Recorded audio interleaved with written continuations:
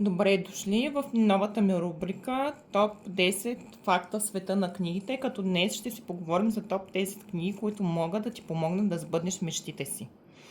Номер 10. Разговори с Бога на Нил Доналд Уолш, духовна книга, която променя начина, по който гледаме на живота.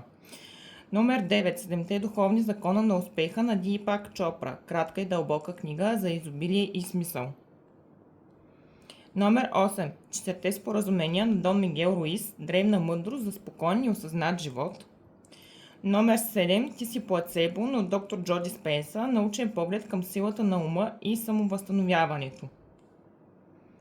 Номер 6. Алхимикът на Пауло Коелю, притча за мечтите, знаците и личната легенда. Номер 5. Атомни навици на Джеймс Клиър, практично ръководство как да променяш живота си стъпка по стъпка. Номер 4.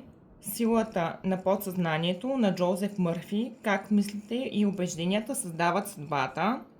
Номер 3. Магията на Ронда Бърн, 28-дневна практика за промяна на мисленето и енергията. Номер 2. Тайната на Ронда Бърн, най-популярната книга за закона за привличането. И номер 1. Мисли за обогатяване на Наполеон Хил, класика за силата на мисълта, целите и постоянството. Ако такъв тип видеа са ви харесали, то може да ми последвате или да коментирате. Благодаря.